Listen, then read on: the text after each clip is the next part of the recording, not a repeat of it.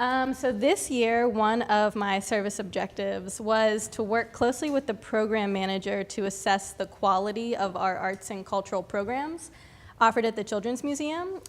So when we sat down to talk about what that would look like, we decided to look at how our programs contribute to the overall mission of the museum. So this is our mission, which is to provide innovative museum experiences that inspire joy, creativity, and curiosity. So just a quick background on what Zaina and I do.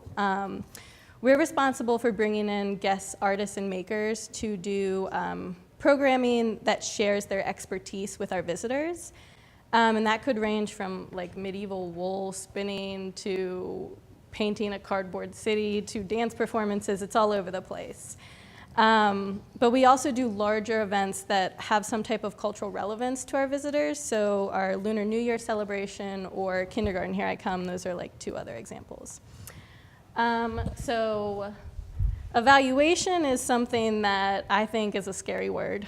But something we've learned from Public Allies is that it's key for nonprofit work, mostly for grant writing and reporting purposes. So in doing program evaluations this year, I found that I rely really heavily on observation to collect that data for evaluations rather than surveys and interviews, which imagine don't work well for 5-year-olds. So we take attendance, count our numbers. We also take pictures during our programs. But I also listen really closely to what visitors are saying and use, I watch their reactions to things. But that led us to question, what do we have to look for to quantify and measure those 3 key aspects of the mission, which would be joy, creativity, and curiosity, to prove that our programs are either successful or maybe unsuccessful.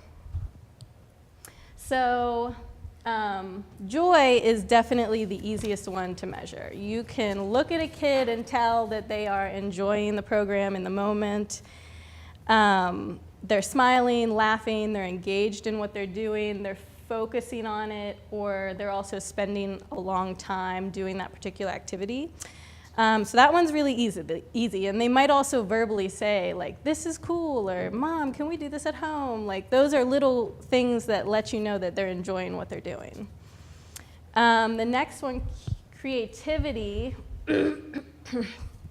is, again, one of the easier ones to measure because we look at the materials provided and the results achieved, which at the museum we call hack and repurpose, which basically means that learners are salvaging materials, tools, and processes to make something that challenges the object's familiar use.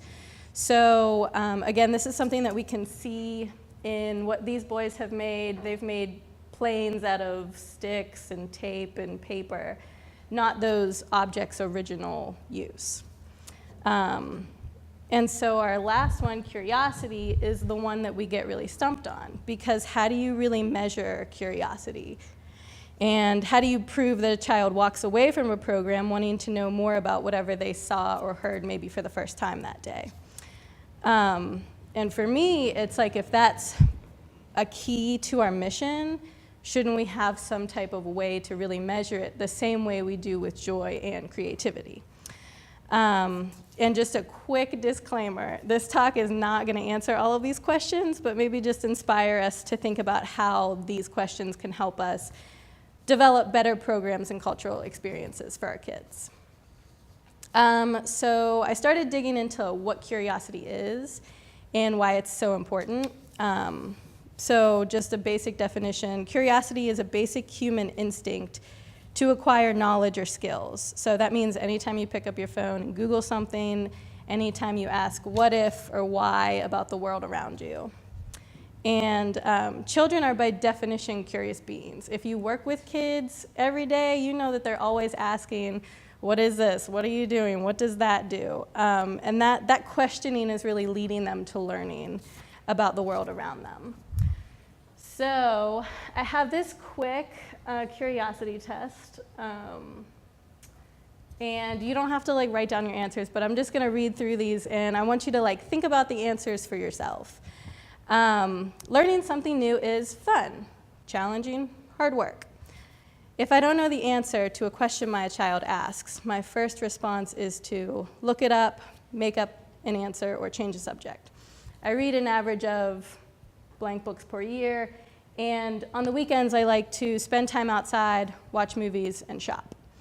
So maybe just take a minute to think about your own answers. If you answered A for a lot of these, you may be highly curious. And the purpose of this is not to make anybody feel badly about how curious they are. It's just to remind us that as we get older, it's so easy to stifle our creativity because we see kids as the curious and creative ones. So moving on to this awesome NPR article that I found about curiosity and our brains. I came across this article, and there's science that suggests that we retain information better when we're curious about the topic that we're learning about. And there are also chemical reactions that happen within our brain that reward us for being curious. So basically, the article talks about researchers from the University of California using MRI machines to image and study curiosity and what happens in our brain when we're curious. I don't have time to go into the details of that study, but they found that when participants' curiosity was piqued, the part of the brain that regulates pleasure and reward lit up, showing increased activity in the hippocampus, which is involved in the creation of memory. So that's like fact backing up that we learn better when we're curious. We remember better when we're curious. They also went on to explain that there's a basic circuit in the brain that energizes people to go out and get things that are instinctually rewarding.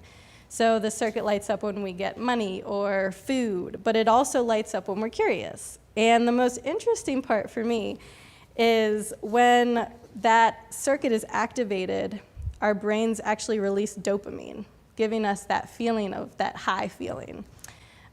So our brain is naturally rewarding this curiosity in us, which I think is just crazy. So what are we doing with this info?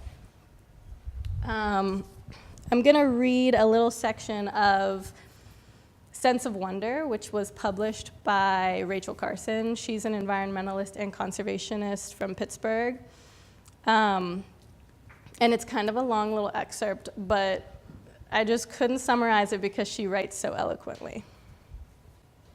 So she says, if I had influence with the good fairy who's supposed to preside over the christening of all children, I should ask that her gift to each child in the world be a sense of wonder so indestructible that it would last throughout a lifetime, as an unfailing antidote against boredom and disenchantment of later years, the sterile preoccupation with things that are artificial, that alienate from the sources of our strength. If a child is to keep alive this inborn sense of wonder without such gift from the fairies, he needs the accompaniment of at least one adult who can share it, rediscovering with him the joy, excitement, and mystery of the world we live in. So I think that we as allies need to be that adult for the young people in our lives. Curiosity is clearly important in learning. So I would encourage you all to think about how you can foster curiosity in whatever you're doing next after Allies. For me, the hope is to inspire long-lasting curiosity in our museum programs. So curiosity that doesn't just end at 5 p.m. when the museum closes, but that they, kids and parents alike go home with questions about whatever they saw, wanting to know more. And also in terms of self-care, I think curiosity is important for all of us. I mean, let your brain reward you with some happiness and satisfaction from being curious about the world around you. So have I answered the question, how do we measure curiosity as a part of our mission at the museum? No. But I have learned a lot about curiosity in the last 10 months, and I think that this better understanding will help in the future develop some ways of measuring it. So I will keep y'all posted. And I also have a page of resources if you're interested in anything that I talked about today, like the Sense of Wonder or the NPR article. They're both awesome, and I would encourage you to check them out. And that's all.